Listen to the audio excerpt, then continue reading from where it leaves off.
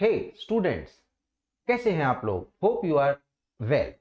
This is Janmesh Tyagi. I welcome you on Prapshot, the best ever channel that is providing the quality education for free to you.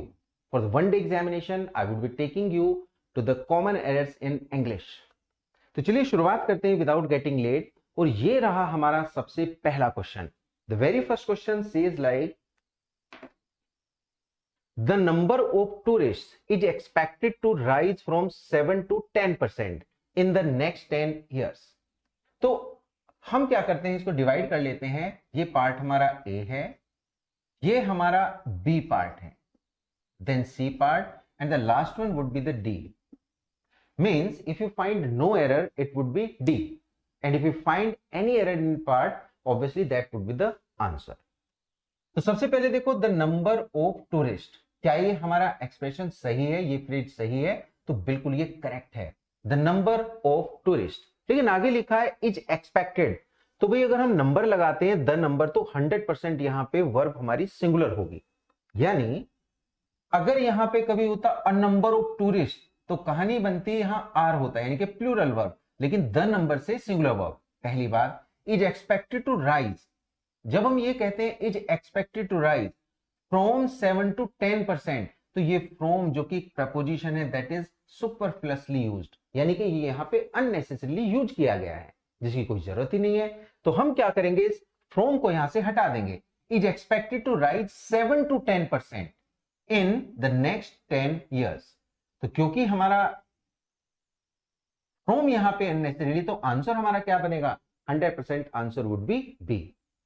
तो ऐसे questions जिनमें हम unnecessarily किसी preposition या फिर किसी अदर पार्ट ऑफ स्पीच को use करते हैं, तो ऑब्वियसली हमें उसे रिमूव करना होता है. आते हैं नेक्स्ट क्वेश्चन पे.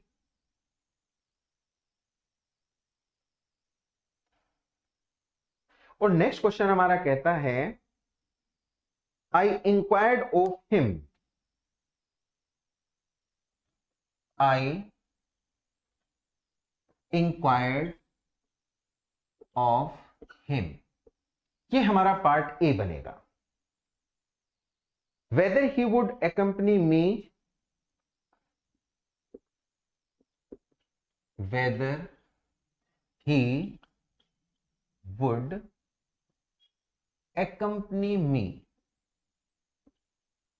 to धर्मशाला. और लास्ट में हम देखेंगे इसमें बनेगा नो एरर. तो ऑप्शंस हमारे हुए B, then C, B and A. So हमें फाइंड आउट करना है कि क्या किसी पार्ट में हमें कोई एरर यहां पे दिख रही है. तो कोशिश करें फाइंड आउट करने की.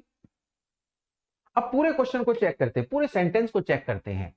आई इंक्वायर्ड ऑफ हिम. बड़े ध्यान से देखेंगे, इंक्वायरी एक ऐसी वर्ब है जिसके बाद में प्रपोजिशन हमारा ऑफ होता है. और ऑफ के बाद अगर कोई प्रोनाउन आता है तो वो 100%, या प्रपोजिशन के बाद आता है वो ऑब्जेक्टिव केस में होगा. ये भी करेक्ट हो गया. आई inquired of him, A part सही है. Weather he would accompany, accompany का मीन्स साथ देना. क्या वो मेरा साथ देगा मी टू धर्मशाला, धर्मशाला के लिए? तो भाई देखने में इसमें कोई एरर है ही नहीं. तो आंसर हमारा क्या जाएगा? डी. यानी ये भी प्रोबेबिलिटी है कि जो क्वेश्चन, जो सेंटेंस हमें प्रोवाइड किया गया है उसमें कोई एरर ना हो. तो ये भी हमें ध्यान रखना है. ऐसा नहीं कि हमें एरर निकाल के ही छोड़नी है. तो ऑप्शन डी को भी हम अक्सर ध्यान रखेंगे.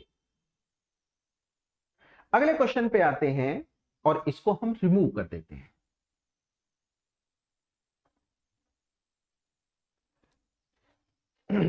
नेक्स्ट क्वेश्चन है being that my car is getting, being that my car is getting, being that my car is getting its annual checkup, its annual checkup,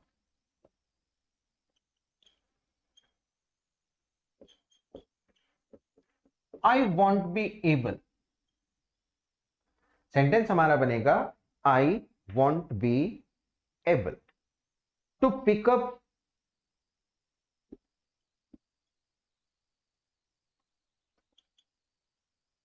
tomorrow morning.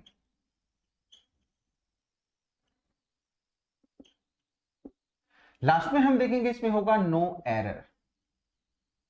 तो again we divide it into 4 parts.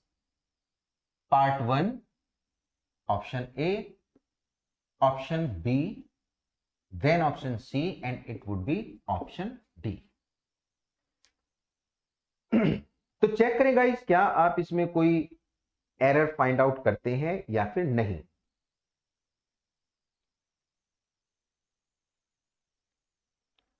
तो सबसे पहले देखेंगे ये जो यहां पे part 1 में हमने यूज किया being that my car is getting. ये बीइंग यहां पे गलत है. एक्चुअली बीइंग किसी कोज को बताता है. बजाय बीइंग के हम यहां पे क्या यूज करेंगे, एज. एज कैसा वर्क करेगा, as would be working as a conjunction. तो बजाय बीइंग के, यानी अगर हम कहें कि बीइंग इट रेनिंग, तो हम कहते हैं इट बीइंग रेनिंग. हम इसके पहले क्या लगा रहा था, कोई सब्जेक्ट, लेकिन सब्जेक्ट कहां पे आ गया बाद में. तो हम यहां पे बीइंग का यूज करेंगे ही नहीं, बल्कि किसका यूज करेंगे, एज का. तो करेक्ट सेंटेंस हमारा बनेगा as that my car is getting its annual checkup, I won't be able to pick up tomorrow morning. यानी मैं इसे टुमारो मॉर्निंग तक पिकअप करने की काबिल नहीं हूंगा. तो आंसर हमारा क्या बन जाएगा, आंसर हमारा होगा यहां पे ए. अगले क्वेश्चन पे आते हैं.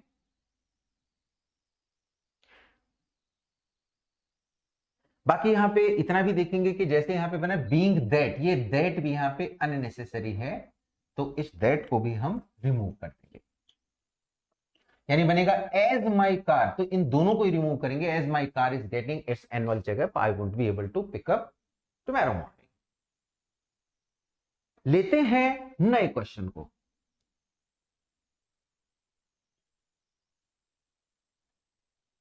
The next question is, we cannot hardly believe that. Question हमारा है we cannot hardly believe that. We cannot hardly believe that the situation is so serious. The situation is so serious that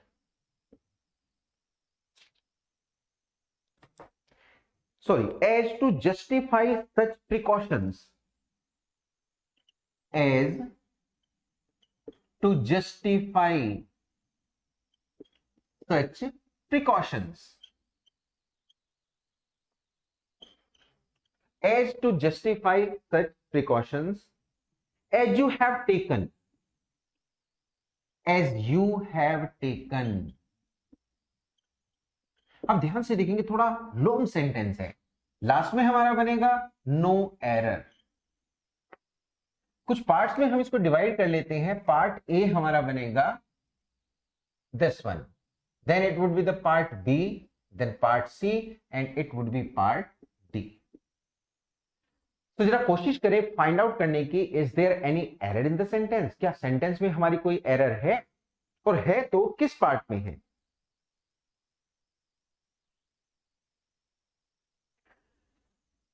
तो चलिए पूरे sentence को एक बार check करते हैं. We can not hardly believe, हम मुश्किल से बिलीव नहीं कर सकते, that the situation is so serious as to justify such precautions as you have taken. Guys पहले ही पॉइंट पे ध्यान दो, जो पार्ट ए हमारा है, इस पार्ट में हमने क्या यूज किया है, नॉट. सेकेंड हमने क्या यूज किया, हार्डली. अब आप जानते हैं कि अगर किसी सेंटेंस में हार्डली, रेयरली, हार्डली, रेयरली, बेयरली या फिर स्कैर्सली यूज हो, चारों ही वर्ड कैसे हैं, ये नेगेटिव वर्ड्स हैं. ये कैसा मीन्स देते हैं, नेगेटिव मीन्स देते हैं. और अगर इनका नेगेटिव मीन्स है तो 100% हम एडवर्ब नोट इनके साथ में कभी भी यूज नहीं करेंगे। तो अगर हम इसके साथ में एडवर्ब नोट का यूज करते हैं दैट इज सुपरफ्लस, वो पूरी तरह से गलत है। तो हमें करना क्या होगा, हम या तो यहां से नोट हटाएंगे या फिर हार्डली, तो इस नोट को हटा देते हैं। सेंटेंस बनेगा वी कैन हार्डली बिलीव। अब सेंटेंस हमारा बिल्कुल करेक्ट हो गया है, we can hardly believe that the situation is so serious as to justify such precautions as you have taken. तो आंसर हमारा क्या बनेगा, आंसर वुड बी ए। यानी हमें यहां पे स्टार लगा के इस बात को समझना पड़ेगा कि ऐसे सेंटेंसेस जिनमें ऑलरेडी एक नेगेटिव वर्ड यूज हुआ है, कभी भी हम वहां पे एडवर्ब नोट का यूज नहीं करेंगे, नंबर वन। एंड सेकंड जगह में देखें कुछ नेगेटिव हमारी वर्ब्स भी हैं, जैसे अभी हमने पिछले लेक्चर में देखा था, like refuse, deny, prohibit, prevent etcetera, या फिर फॉरबिड। ये सारी ही वर्ब्स कैसी हैं जो निगेटिव मीन्स को देती हैं, और अगर वो निगेशन को दिखाएंगे तो 100% नोट का यूज वहां पे सुपरफ्लस होगा। यानी हमें एक को रिमूव करना पड़ेगा। ऐसे ही सारे रूल्स को अगर आप तैयार करते हैं तो ऑब्वियसली आप सारे क्वेश्चंस को करेक्ट कर सकते हैं, but you will have to remember it. हमें इसको पक्का करना पड़ेगा। जरा आते हैं नए क्वेश्चन पे। The third session of the popular television show. Question है हमारा, the third session of the popular television show.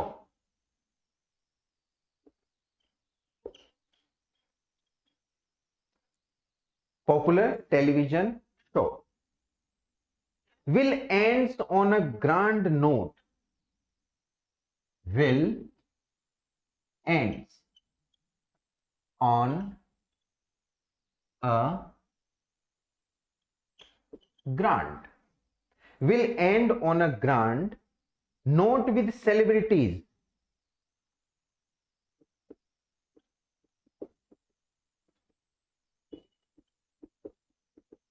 Dancing,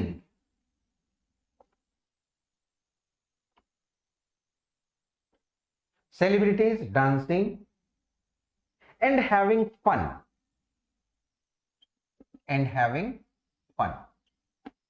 last में हम क्या लिखेंगे यहां पे, there would be no error. अगर हमें कोई भी एरर नहीं मिलती है तो आंसर हमारा डी बनेगा।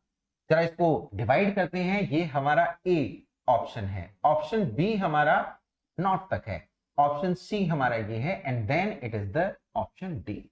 तो जरा कोशिश करें to detect the error that is in the sentence, कि किस सेंटेंस के किस पार्ट में हमारी एरर मौजूद है।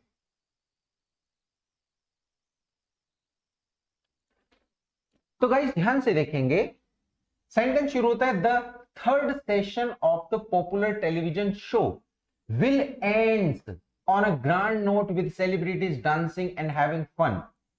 इस सेंटेंस में अगर हमने विल का यूज किया है, भाई देखो विल क्या है हमारी, मॉडल वर्ब।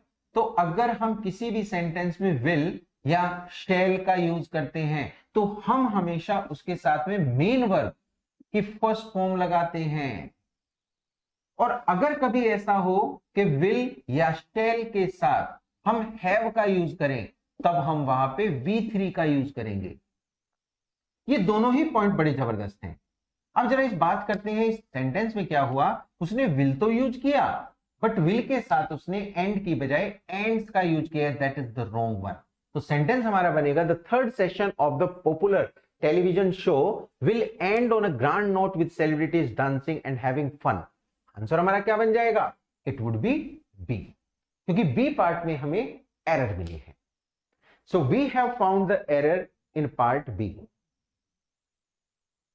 इसको रब करते हैं और आते हैं नए क्वेश्चन पे।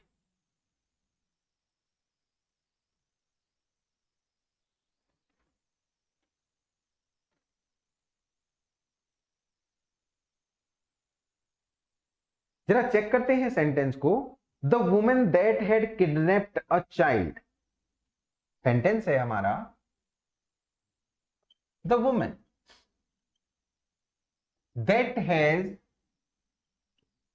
Kidnapped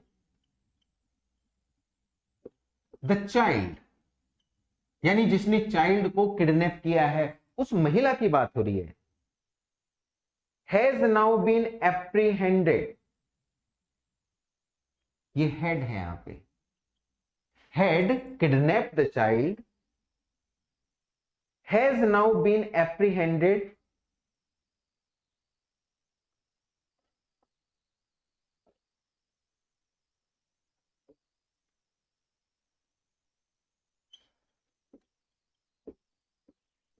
and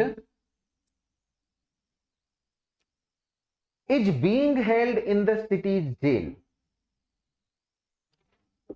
is being held in city's jail, full stop, then it would be no error. तो भी देखते हैं कि इसमें किस पार्ट में हमें एरर मिली है। The women that had kidnap, ये होगा हमारा part A, has now been apprehended, यहां तक हमारा पार्ट होगा B, and then would be C, और ये हमारा बनेगा पार्ट डी। सो गाइस कोशिश करें देखने की कि किस पार्ट में हम यहां पे एरर को डिटेक्ट कर सकते हैं, क्या हम किसी एरर को डिटेक्ट कर पा रहे हैं या फिर नहीं कर पा रहे हैं।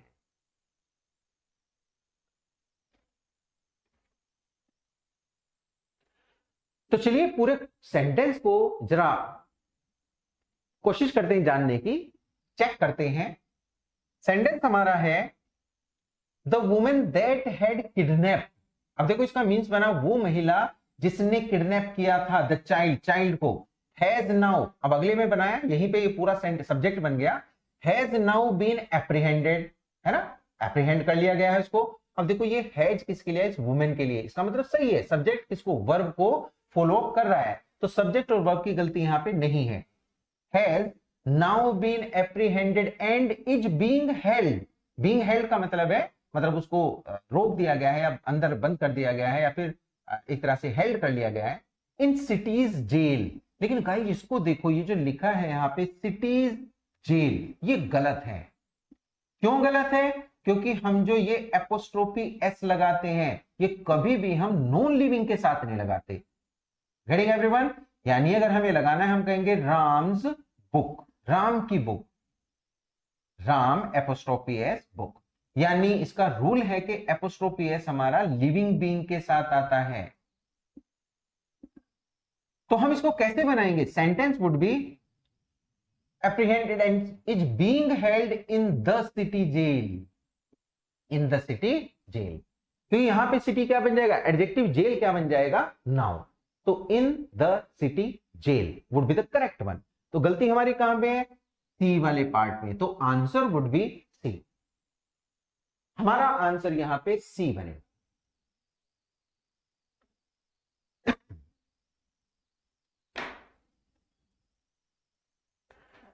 सेंटेंस को रब करते हैं और आते हैं एक नए सेंटेंस पे, देखते हैं जरा हमारा नया सेंटेंस कैसा।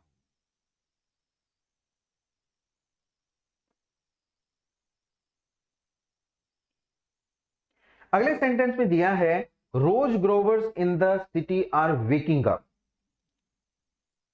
क्वेश्चन है हमारा rose growers are, rose growers in the city are waking up, in the city are waking up, are waking up to the benefits of collective action, to the benefits of collective actions, of collective action।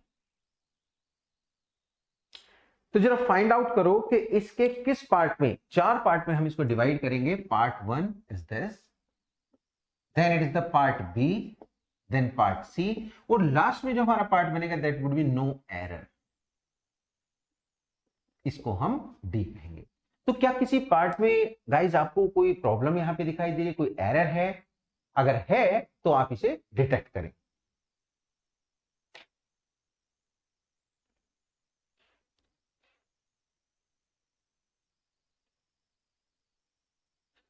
तो चलिए हम इस sentence को जरा check करते हैं। रोज growers, इसका means होगा रोज को ग्रो करने वाले, भाई गुलाब वाले इन द सिटी, सिटी में, यानी कि वो गुलाब पैदा करने वाले जो सिटी में है आर। अब देखो ये पूरा हमारा सब्जेक्ट बना, इस सब्जेक्ट के अकॉर्डिंग ये वर्ब प्लूरल है तो 100% सही है क्योंकि ग्रोअर्स हैं आर। लेकिन आगे लिखा are waking up to the benefits of collective action. Guys अगर हम कहें कि आर वेकिंग अप, अगर हम सेंटेंस को बनाते हैं are waking up to the benefits, ये गलत है। वेकिंग अप के बाद में हमारा बनेगा फोर, तो यहां पे प्रपोजिशन की गलती है कि प्रपोजिशन टू की बजाय फोर आएगा, बनेगा for the benefits of collective action. तो सेंटेंस हमारा क्या बनेगा, for the benefits of collective action, ना कि हम इसको बनाएंगे to the benefits of collective action. So ये प्रॉब्लम हमारी कहां पे आएगी, we would be going through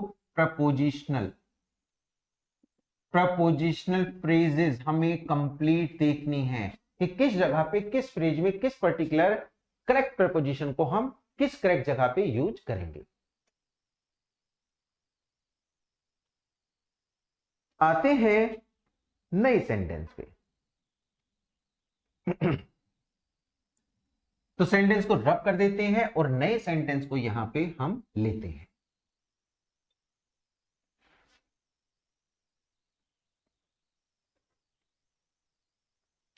sentence है हमारा, the minister will have a tough task on his hand. The minister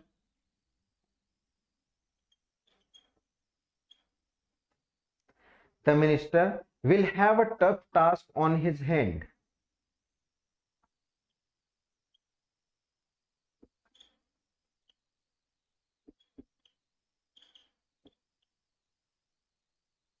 On his hand. आगे सेंटेंस कहता है on his hand where three different recommendations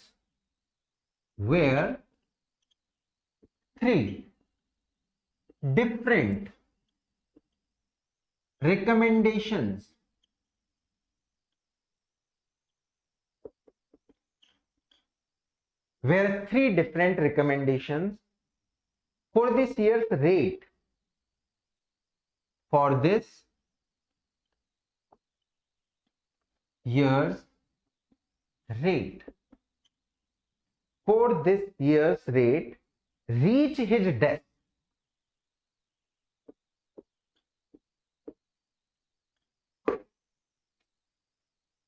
तो क्वेश्चन बनता है कि यहां पे गलती कहां है।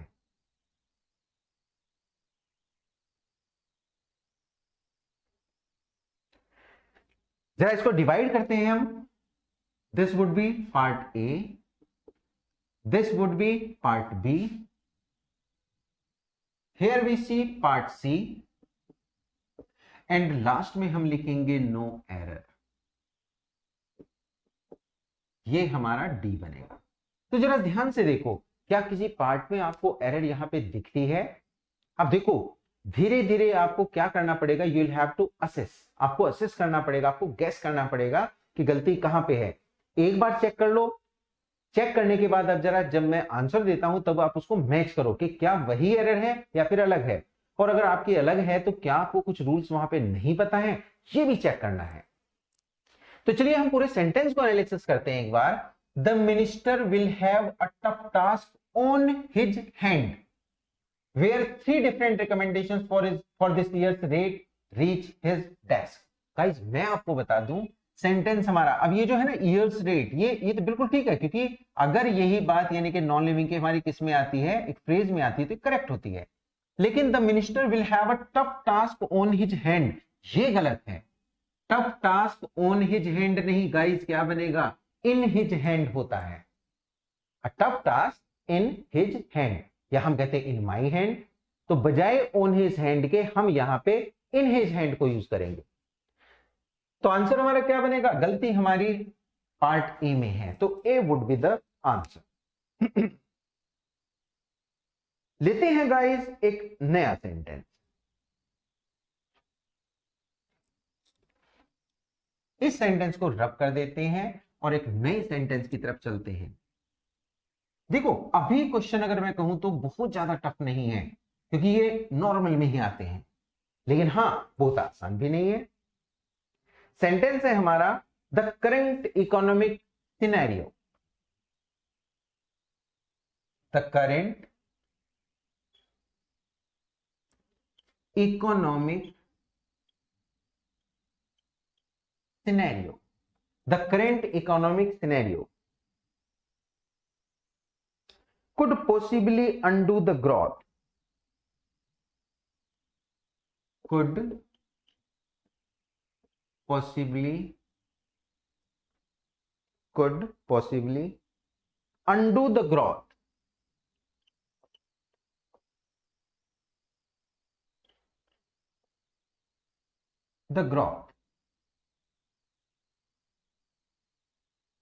could possibly undo the growth that followed the economic liberalization, that followed the economic liberalization in 1991, in 1991।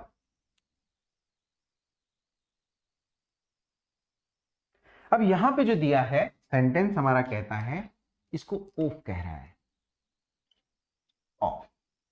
तो गाइस देखिए जरा इसके किस पार्ट में हमारी एरर हो सकती है। पार्ट हमारा है ए, पार्ट हमारा है B, then we come to C, and no error would be the part 4। ये हमारा डी बनेगा। तो जरा फाइंड आउट करो, क्या कहीं आपको इसमें कहीं एरर मिल रही है। अब जरा पूरे सेंटेंस को चेक करते हैं एक बार। सेंटेंस को हम देखते हैं, the current economic scenario. Scenario का मीन्स होता है जो परिस्थिति है, जो चल रही है, जो समय का एक परिस्थिति वाचक वहां पे बनाता है। तो current economic scenario could possibly undo, could possibly undo, undo का मीन्स है उस चीज को वापस करना। द ग्रोथ, ग्रोथ का मीन्स जो ग्रोथ बढ़ी है उसको अंडू कर सकता है, वापस ले जा सकता है।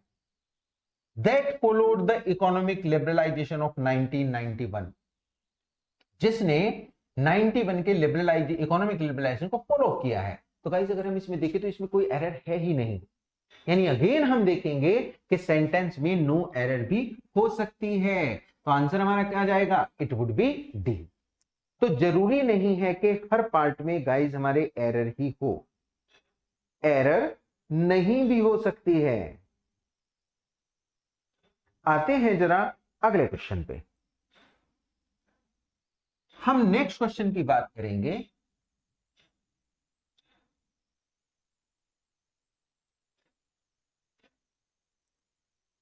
और नेक्स्ट क्वेश्चन हमें कहता है,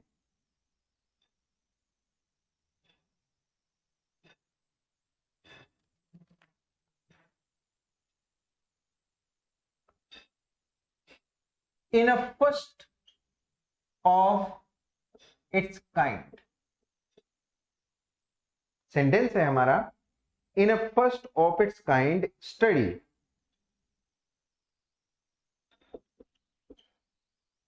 पार्ट ए हमारा बन गया। A team of scientist have tried to, a team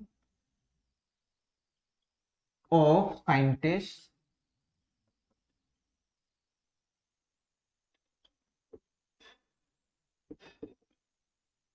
tried to, a team of scientists have tried to grow new stem cells in, grow stem cells in, have tried to grow new stem cells in, ये यहां पे new भी है, new stem cells in, stem cells in the ear that get damage with as,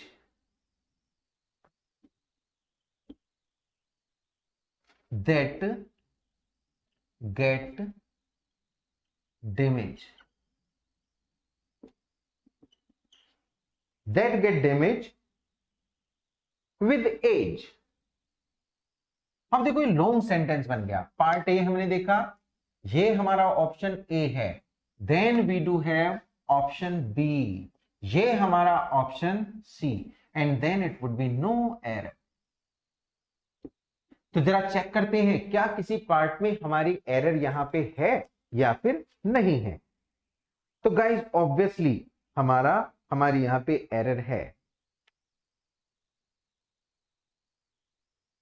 जरा पूरे part को देखते हैं और शुरू से देखते हैं। In a first of its kind study, यानी कि अपनी तरह की पहली स्टडी है जिसमें कि क्या हुआ, a team of scientist have tried, scientist की टीम ने ट्राई किया है to grow new stem cells, है ना, न्यू स्टेम सेल्स को in the ear that get damage with age, यानी कि ऐसे ईयर जो कैसे डैमेज हो जाते हैं, समय के साथ, एज के साथ।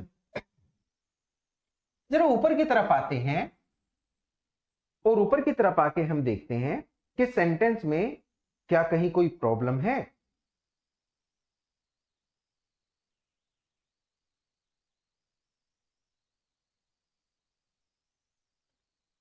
सो सी, ये जो यहां पे दिया गया है team, a team of scientist, तो गाइज यहां पे जो वर्ब आई है ये वर्ब गलत है, क्योंकि जब हम कहेंगे अ टीम ऑफ साइंटिस्ट तो वर्ब किसके अकॉर्डिंग आएगी, टीम के अकॉर्डिंग, और टीम क्या है, सिंगुलर, तो ये हमारी हैज बनेगी, ना कि हम इसे हैव बनाएंगे।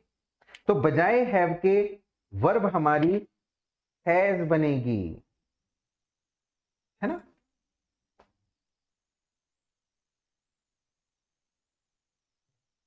तो हम आंसर यहां पे क्या बनाएंगे, हमारा बी आंसर होगा। हमारा आंसर क्या बनेगा, इट वुड बी बी। तो गाइस ध्यान से देखें, ये हमारे क्वेश्चन थे इस सेशन के। इस सेशन में हम इतने ही क्वेश्चंस को करेंगे कॉमन एरर्स के। कमिंग सेशन में फिर से हम आपसे मिलेंगे, तब तक आप इसको लाइक करें, शेयर करें, सब्सक्राइब करें। Thank you so much.